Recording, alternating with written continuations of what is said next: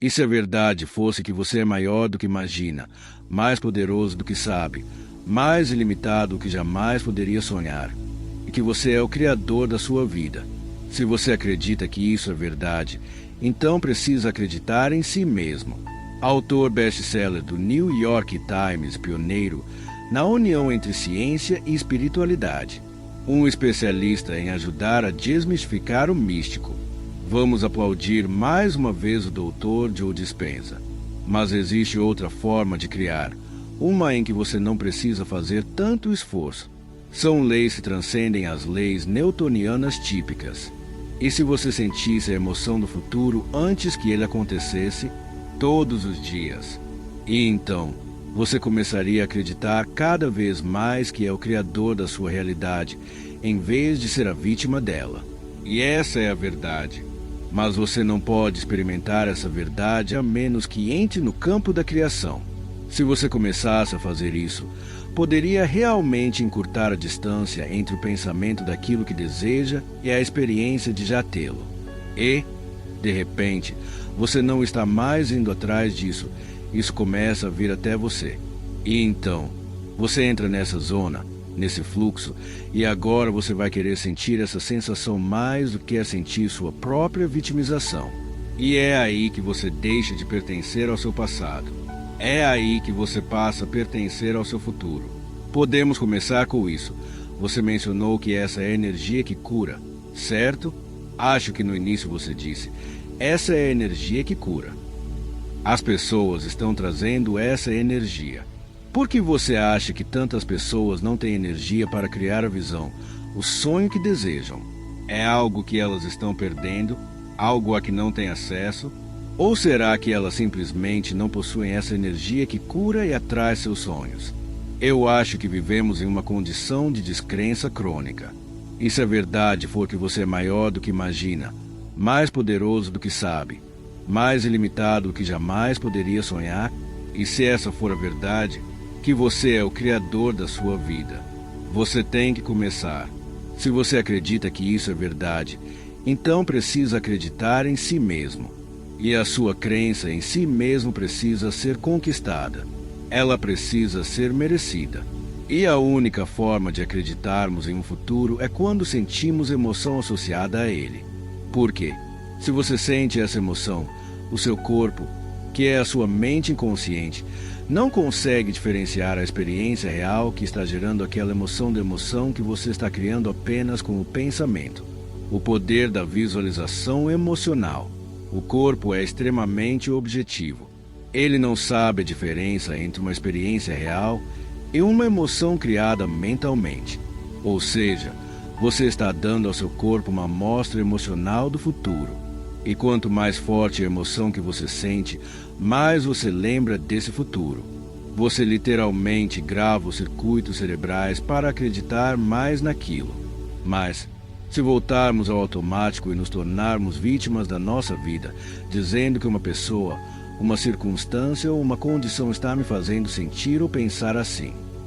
No momento em que sentimos raiva, frustração, culpa, indignidade, medo ou ansiedade, não conseguimos mais acreditar naquele futuro.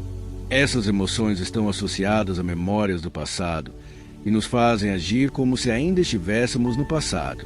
Tomamos decisões baseadas no passado e acreditamos no passado. Mais pessoas acreditam no passado do que acreditam no futuro. E é muito mais fácil esquecer sua visão de futuro do que lembrar dela. Então, se isso é verdade, e se você entendesse que essas emoções que sente, como medo, raiva, hostilidade, ódio, julgamento, ressentimento, não tem nada a ver com o seu futuro e tem tudo a ver com o seu passado, você mudaria. O problema é que ficamos viciados nessas emoções que nos mantêm conectados ao passado. E junto com esse passado, vem uma história. E muitas pessoas acreditam nessa história. Mas por que não acreditar numa história diferente? Geralmente precisa uma crise, um trauma, uma doença, um diagnóstico ou uma perda para que alguém finalmente decida mudar. Só que esse modo automático que se ativa tão facilmente quando sentimos as emoções do passado faz com que a gente pense do mesmo jeito, haja do mesmo jeito e sinta do mesmo jeito. E a forma como você pensa, age e sente é chamada de personalidade. E a sua personalidade cria a sua realidade pessoal. É isso. Ou seja, a personalidade presente, que está sentada aqui hoje, chamada você, criou a realidade pessoal atual, chamada sua vida. Essa é a verdade.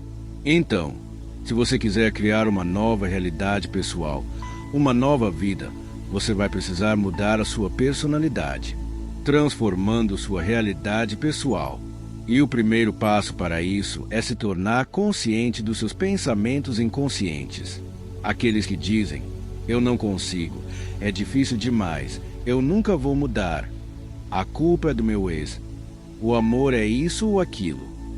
Ou então, se você realmente quisesse ser uma pessoa feliz, teria que parar de reclamar, teria que parar de culpar os outros, teria que parar de permitir que o ambiente controle como você se sente e como você pensa.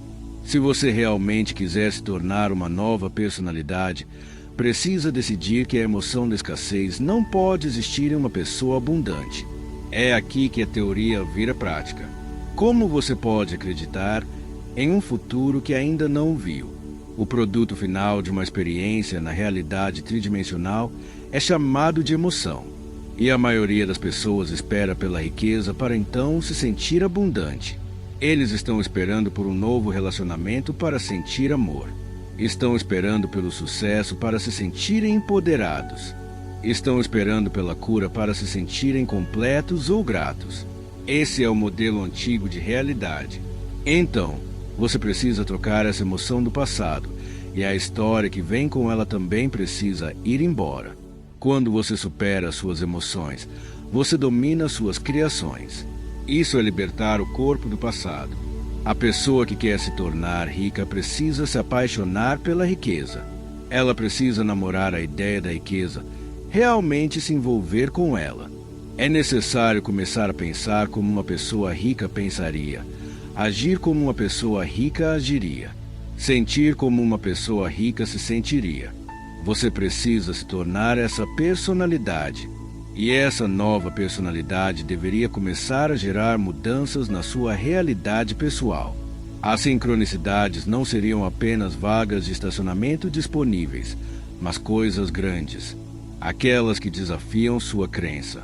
De modo que, ao ver uma sincronicidade, você diga, meu Deus, eu criei isso. Será possível que fui eu quem criou isso? Agora, você começa a acreditar mais que é o criador da sua realidade, em vez de ser vítima dela.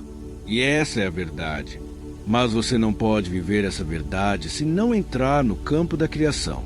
E para que você alcance essa riqueza, é preciso tomar uma decisão muito clara, transformando sua realidade pessoal para a riqueza e o sucesso. A pessoa que deseja riqueza, mas vive na escassez, vai precisar fazer muitas mudanças até finalmente alcançar esse objetivo ou visão de prosperidade. Você não pode criar uma nova realidade pessoal com a mesma personalidade de sempre. É preciso se tornar outra pessoa. Isso significa